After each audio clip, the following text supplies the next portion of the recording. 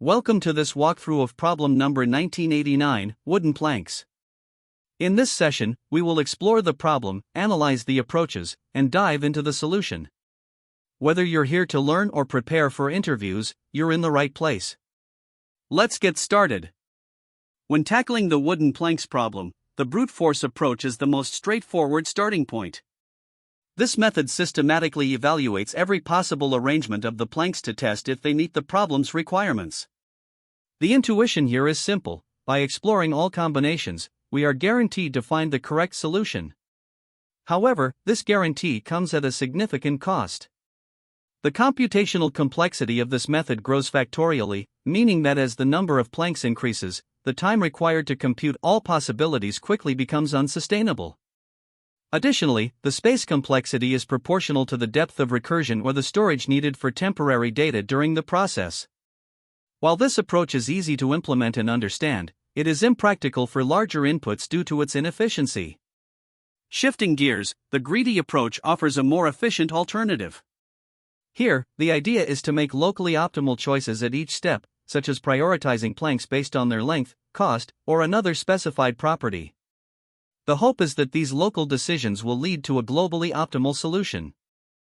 Greedy algorithms are highly efficient for problems that exhibit the greedy choice property, meaning the local choice can be extended to form the global solution, and optimal substructure, where the solution to a larger problem can be built from solutions to its subproblems. However, not all problems meet these criteria. In the context of the wooden planks problem, a greedy strategy may fail if a locally optimal choice prevents a better global arrangement. From a computational perspective, greedy algorithms are often faster than brute force, with time complexity as low as O, n log n, when sorting is involved, or O, n, if no sorting is required. They also tend to use less memory, with space complexity ranging from O, 1, to O, n, depending on the implementation. Despite these advantages, the correctness of a greedy solution depends heavily on the problem constraints. If the problem demands a more holistic evaluation of all possible scenarios, dynamic programming becomes a more reliable strategy. With dynamic programming, we break the problem into overlapping subproblems, solve each subproblem once, and use these results to incrementally build the solution. For the wooden planks problem, dynamic programming emerged as the most suitable approach. While the greedy method is faster in certain cases, it does not guarantee the optimal solution across all inputs, and the brute force method, despite its correctness, is computationally impractical due to its exponential time complexity. The key insight that led to selecting dynamic programming was recognizing the problem's overlapping subproblems and optimal substructure. This allowed us to define a DP state based on the constraints, such as maximizing or minimizing a value under specific conditions, and build the solution incrementally. While dynamic programming does require additional memory for storing the DP table and can be slower than greedy in specific scenarios, it guarantees correctness and handles all edge cases effectively. These trade-offs made it the ideal choice for this problem, as the greedy approach's potential for suboptimal results was unacceptable, and brute force was too inefficient for larger inputs. By leveraging dynamic programming, we achieve a solution that balances efficiency with guaranteed optimality, making it robust and scalable for a wide range of input sizes. The problem we are tackling involves working with wooden planks, where the goal is to determine an optimal value based on specific conditions. For instance, this could mean calculating the maximum total length achievable or arranging the planks to form the longest possible structure. To begin solving this, we start by understanding the input and output. The input is an array called planks, where each element represents the length of a single plank. For example, if planks equals 1, 2, 3, 4, these are the lengths available to us. The output depends on the problem's requirement but might involve finding the maximum sum under constraints or another property derived from the arrangement of planks. One way to approach this is the brute force method. Here, we aim to test all possible configurations of the planks to find the optimal solution. This involves generating all permutations or combinations of the input array, depending on whether the order of arrangement matters. Then, for each configuration, we evaluate it against the problem's specific constraints, such as total length or particular patterns that must be satisfied.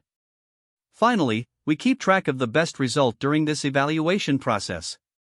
While brute force is computationally expensive, it guarantees that we explore every possibility to find the best solution. Now, let's see how we can actually generate these configurations. If the order of the planks matters, we generate permutations. This can be done using a backtracking algorithm, which systematically explores all possible orders, or simply by using Python's itertools.permutations function for convenience. On the other hand, if the order doesn't matter, we generate combinations using itertools.combinations, which will give us sets of planks without regard to their arrangement. Once we have all possible configurations, the next step is to evaluate them. For each combination or permutation, we check whether it satisfies the constraints given in the problem. For example, if there's a maximum length limit, we ensure that the total length of the planks in the configuration doesn't exceed that limit. We then calculate the value associated with this configuration, such as its total length or height, and compare this value with the current best result we've found so far. If it's better, we update our best result. Finally, after evaluating all configurations, we return the best result we've identified. The brute force approach is useful because it guarantees finding the optimal solution. By exhaustively evaluating every possibility, we leave no stone unturned. This is especially helpful when dealing with small input sizes or when there's no clear pattern to simplify the problem. However, brute force comes with significant limitations. The time complexity for generating and evaluating permutations is O(n), while for combinations, it's O(2 to the power of n). This means the approach can quickly become impractical for larger input sizes due to the exponential growth in possibilities. To manage this, we can use specific data structures and optimizations. Arrays or lists are typically used to store the input planks and the configurations being evaluated. Sets or dictionaries can help track configurations we've already checked, avoiding redundant calculations. To improve efficiency, we can apply techniques like pruning, skipping configurations that violate constraints early, such as when a length limit is exceeded. Sorting the planks initially, for example in descending order, can also simplify constraint checks. Another powerful tool is memoization, where we store results of subproblems to avoid recomputing them in recursive approaches. Finally, it's critical to handle edge cases. If the input array is empty, such as planks equals, we should return a default value like 0. For a single plank, as in planks equals 5, we need to ensure the solution accounts for this unique scenario where only one arrangement is possible. These considerations help ensure our algorithm is robust and handles all possible inputs gracefully. This solution addresses the problem of maximizing the minimum achievable length of wooden planks when arranged optimally. The key idea is to leverage sorting and iterate through the planks while keeping track of the current sum of lengths and the number of planks considered. The function begins by sorting the input list of planks in descending order. Sorting helps us prioritize longer planks, which can potentially contribute to a higher minimum achievable length. Next, two variables, max_length and current_sum, are initialized. The max_length tracks the overall maximum achievable length, and current_sum accumulates the sum of plank lengths as we iterate. We then loop through the sorted planks. In each iteration, we add the current plank's length to current_sum.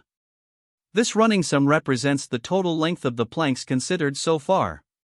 We calculate the minimum achievable length for the current subset of planks by dividing current_sum by the number of planks considered, i+1. This division determines the equal share length per plank if the total length were evenly distributed. Finally, we update max_length to the maximum value between its current value and the calculated minimum length. This ensures that at the end of the loop, max_length holds the highest possible minimum achievable length for all subsets of planks. The function returns max_length as the result. The algorithm operates with a time complexity of O(n log n), primarily due to the sorting step, where n is the number of planks. This solution is efficient and ensures all edge cases, such as empty input or planks with identical lengths, are handled correctly. This is the Java implementation of the LeetCode problem number 1989, wooden planks. The logic mirrors the Python solution, with key differences including the use of Java's arrays.sort method for sorting and explicit type declarations. The algorithm sorts the planks in descending order, iterates over them to compute the current sum, and calculates the maximum achievable plank length. Java-specific constructs like integer arrays and the math.max function are used to ensure the solution is efficient and clean. Here, we start with the first example where the planks are given as 4, 3, 2, 1. The first step is to sort these planks in descending order, but since they are already sorted, the sorted array remains 4, 3, 2, 1. Next, we initialize two variables, max_length, which will keep track of the maximum achievable length, and current_sum, which will store the cumulative sum of planks as we iterate through them. Both are initially set to 0. In the first iteration, we add the first plank, which is 4, to current_sum, making it 4. To determine the minimum achievable length at this point, we divide current_sum by the number of elements considered so far, which is 1. This gives us a min_length of 4. We then compare this with max_length and update max_length to be the larger of the two, which in this case is 4. Next, in the second iteration, we add the second plank, which is 3, to current_sum, bringing it to 7. We then calculate the min_length as 7 divided by the number of planks considered, which is 2. This results in a min_length of 3. Comparing this with max_length, we see that max_length remains 4 since it is already greater. In the third iteration, we add the third plank, which is 2, to current_sum, making it 9. Dividing 9 by the 3 planks gives a min_length of 3, and max_length still remains 4. Finally, in the fourth iteration, we add the last plank, which is 1, to current_sum, resulting in 10. Dividing 10 by the 4 planks gives a min_length of 2. Once again, max_length remains unchanged at 4 because 4 is greater than 2. After all iterations, the final output for this example is max_length equals 4. In the second example, the planks are 10, 5, 2, 1. As before, we begin by sorting the planks in descending order. Here, they are already sorted, so the sorted array remains 10, 5, 2, 1. We initialize max_length to 0 and current_sum to 0. In the first iteration, we add the first plank, which is 10, to current_sum, bringing it to 10.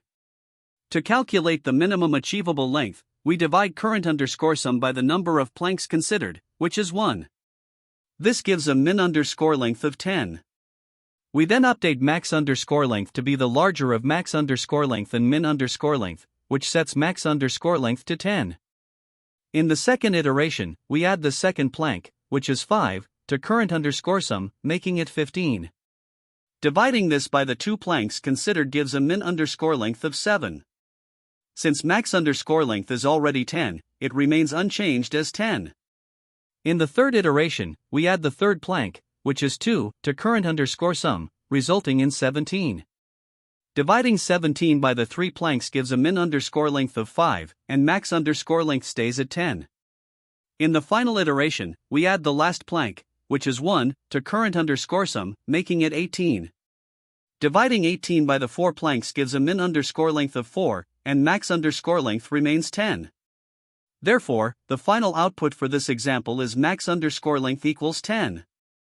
In the third example, the planks are 1, 1, 1, 1. Once again, we sort the planks in descending order, but since they are already sorted, the sorted array remains 1, 1, 1, 1. We initialize max_length to 0 and current_sum to 0. In the first iteration, we add the first plank, which is 1, to current_sum, making it 1. Dividing current_sum by the 1 plank considered gives a min_length of 1. We then update max_length to be the larger of max_length and min_length, which sets max_length to 1. In the second iteration, we add the second plank, which is 1, to current_sum, bringing it to 2. Dividing this by the 2 planks considered gives a min_length of 1. Since max_length is already 1, it remains unchanged. In the third iteration, we add the third plank, which is 1, to current_sum, resulting in 3. Dividing 3 by the 3 planks gives a min_length of 1, and max_length stays at 1. In the final iteration, we add the last plank, which is 1, to current_sum, making it 4. Dividing 4 by the 4 planks gives a min_length of 1, and max_length remains 1. Thus, the final output for this example is max_length equals 1. To analyze the time complexity of our solution, let's break it down into its main steps. First, we sort the planks in descending order. Sorting a list in Python uses the timsort algorithm, which has a time complexity of n*log n, where n represents the number of planks. This is an efficient and stable approach to sorting. Next, we iterate through the entire list of planks using a for loop. Since the loop visits each plank exactly once, this step has a linear time complexity, n. Within the loop, several operations are performed, such as updating current_sum, calculating min_length, and updating max_length. Each of these individual operations, like addition or using the max function, takes constant time, O1. Since these O1 operations are repeated for each of the n iterations, the loop body as a whole contributes an additional n to the time complexity. By analyzing these components, we can understand the computational cost of each part of the solution. When we combine the two main steps, sorting and iterating, we get the overall time complexity of the solution. The sorting step contributes n*log n, while the iteration step adds n. Thus, the combined time complexity is n*log n plus n. For large inputs, the sorting step dominates, as n*log n grows faster than n. Therefore, the overall time complexity simplifies to n*log n. Now, looking at space complexity, the input list planks is stored in memory, which requires n space. Sorting is performed in place using Python's timsort, so no additional memory is allocated for sorting, making its space complexity 1. While the algorithm may use some temporary memory during sorting, this is not factored into the big O analysis as it is not dependent on input size. In addition to the input list and sorting, the solution uses a few scalar variables such as max_length, current_sum, I, and min_length. Each of these variables requires only O1 space, as they do not depend on the size of the input. Importantly, the solution does not create any additional data structures or allocate memory beyond the input list and the in-place sorting. As a result, the overall space complexity of the solution is n, which is due to the need to store the input list. This efficient use of space ensures that the algorithm remains scalable, even for large inputs, as it avoids unnecessary memory overhead. To understand the efficiency of the optimized solution, let's compare it to a brute force approach. A brute force method might involve generating all possible subsets of the planks and calculating the maximum achievable length for each subset. Generating all subsets has a time complexity of 2 to the power of n, as the number of subsets doubles with each additional plank. Additionally, calculating the sum and dividing by the size for each subset adds k operations per subset, where k is the subset size. This results in an overall time complexity of 2 to the power of n*k, which grows exponentially and becomes impractical for large inputs. In contrast, the optimized approach avoids generating subsets altogether. By sorting the planks and iterating through them only once, it achieves a significantly better time complexity of n*log n. The space complexity is also reduced to n, as no extra data structures are used. This efficiency in both time and space makes the optimized solution far superior. Now let's analyze the best, average, and worst-case scenarios for the optimized solution. In the best case, the time complexity remains n*log n, as sorting is always required regardless of the input. Similarly, in the average case, sorting dominates, so the time complexity is still n*log n. Even in the worst case, where all the planks might be of the same length, sorting still takes n*log n. Therefore, the worst-case time complexity remains consistent at n*log n. To summarize, the optimized solution achieves a time complexity of n*log n and a space complexity of n. This balance of efficiency in runtime and memory usage highlights the superiority of the optimized approach over the brute force method, making it a robust solution for the problem. When solving problems about wooden planks or similar array-based challenges, there are several common mistakes to watch out for. First, ignoring edge cases is a frequent issue. For example, what happens if the input is empty, contains only one plank, or has duplicate lengths? If these scenarios aren't handled properly, your code can result in runtime errors or incorrect results. Next, don't overlook the importance of sorting. Many variations of these problems rely on sorting the input array, and forgetting to sort or sorting incorrectly might lead to solutions that fail in certain edge cases. Another pitfall is using inefficient algorithms. While a brute force approach, like testing all possible combinations, might seem tempting, it can quickly exceed time limits when dealing with large inputs. Always analyze the time complexity and explore optimizations to reduce unnecessary computations. Lastly, misunderstanding constraints is another common source of errors. For instance, assuming all planks have unique or positive lengths without verifying this can lead to flawed logic. Always ensure your assumptions align with the constraints given in the problem description. Another common mistake to avoid is incorrect index handling. Off-by-one errors or mixing up indices, such as confusing a_i with a_i plus 1, can easily occur when iterating through arrays or trying to pair elements. Now, when it comes to interviews, there are a few best practices to keep in mind. Recognizing patterns early is key. Problems involving arrays, wooden planks, or intervals often share underlying techniques like two-pointer methods, greedy algorithms, or even a combination of sorting and binary search. Identifying these patterns quickly can save you a lot of time. It's also crucial to communicate your assumptions clearly during an interview. For instance, confirm whether duplicate or negative values are allowed before proceeding. Another tip is to optimize incrementally. Start with a straightforward brute force approach to explain your thought process, and then refine the solution by discussing trade-offs. For example, sorting the array first might reduce the complexity from O(n superscript 2) to O(n log n). Finally, always test your code with small, custom test cases before worrying about edge cases. This step-by-step validation can help you catch logical errors early on. Now, let's explore some related problems that share similarities with wooden planks challenges. For example, LeetCode 11, the container with most water problem, is a classic use of the two-pointer technique to maximize an area.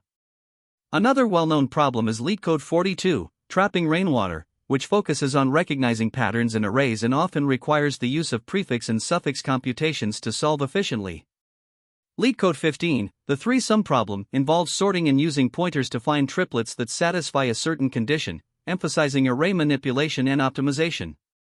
Finally, LeetCode 56, merge intervals, deals with sorting and merging intervals, which is a common variation of plank or array-related problems. Understanding these related problems can provide you with a broader perspective and help you identify the right techniques and strategies for tackling similar challenges. There are also alternative approaches you can consider when solving these types of problems.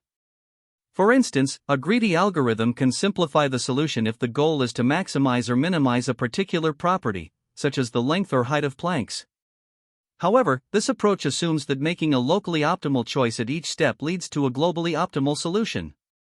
For problems with overlapping subproblems, dynamic programming is another powerful method. It's particularly useful for maximizing areas or minimizing costs, though it may come with higher space complexity.